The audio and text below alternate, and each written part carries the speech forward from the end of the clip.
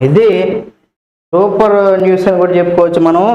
ఏంటంటే ఇక్కడ మనం చూసినట్లయితే ఈ పెద్ద ఆయన ఎవరైతే ఉన్నాడో చూడండి, పాపం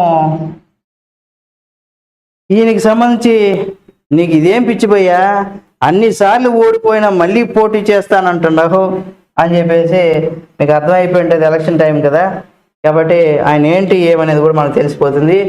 ఎందులోనైనా సరే ఎవరైనా సరే ఒకసారి ఓడిపోతే ఆ ఓటమిని అంగీకరించకుండా మళ్ళీ మళ్ళీ ప్రయత్నం చేస్తూ ఉంటాం.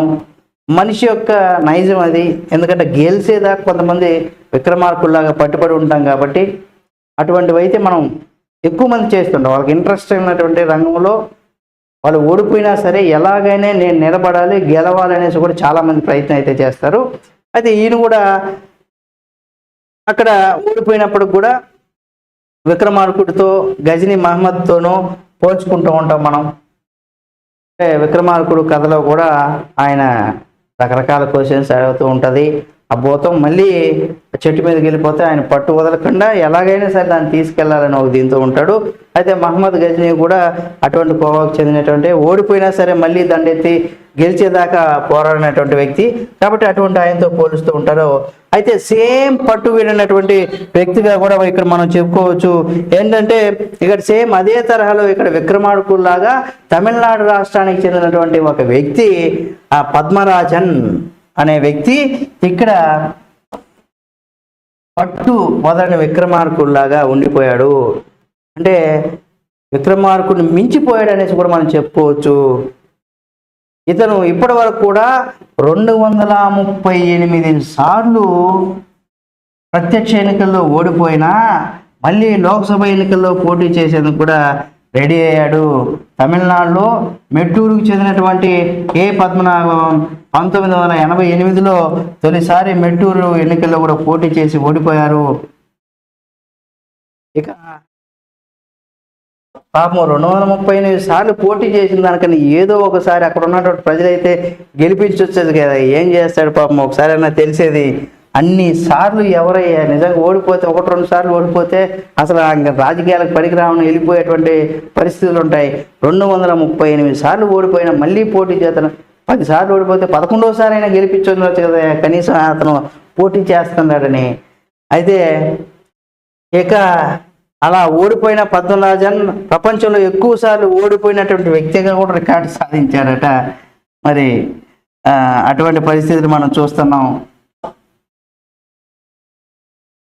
ఇలా ఈ పద్మరాజన్ ప్రపంచంలోని ఎక్కువ సార్లు ఓడిపోయినటువంటి వ్యక్తిగా కూడా రికార్డు అయితే సాధించాడట. మరి 238 సార్లు అంటే అస్సలు ఎవడు అన్ని సార్లు అయితే పోటీ చేయరు.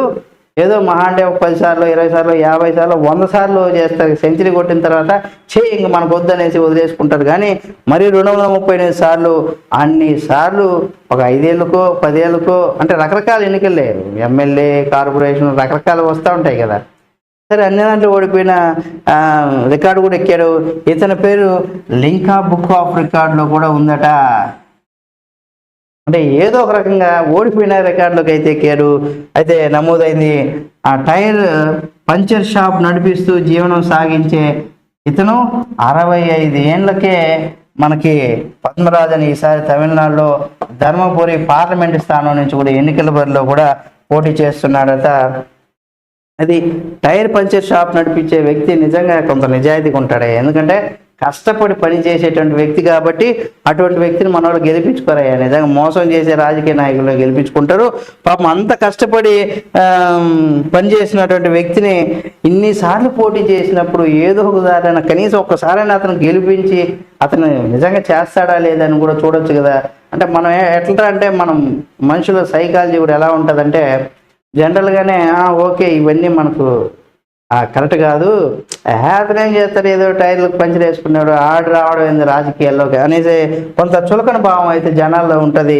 మరి అన్నిసార్లు ఇది చేశారు. స్థానిక ఎన్నికల నుంచి కూడా రాష్ట్రపతి ఎన్నికల వరకు అన్ని ఎలక్షన్స్లో పోటీ చేసిన గనుడు పద్మరాజన్గా నిలిచిపోయాడు. పద్మరాజన్ నిజంగా నీలాంటి వాళ్ళని ఒక్కసారైనా గెలిపిస్తే ఏం చేస్తావు తెలిసేదయ్యా. కనీసం ఆ తమిళనాడులోనే ఆయన నియోజకవర్గంలో ఒక్కసారైనా ఆయన గెలిపించండి అయ్యా. పాపం ప్రజలు ఏంది ఇన్నిసార్లు పాపం పోటీ 238 సార్లు పోటీ చేస్తే కనీసం అందులో ఒక్కసారైనా ఏదో ఒక దాంట్లో గెలిపించి ఉండొచ్చు కదా. ఇప్పుడు కూడా ఆయన పెద్ద ఆయన అయిపోయారు, మరి పంచర్ షాప్ నడిపించుకుంటాడన్న ఒక దీంతోనే ఇతను గెలిపించలేదేమో అని కూడా మనం చెప్పుకోవచ్చు. ఇక మరొక వార్త కనుక మనం చూసినట్లయితే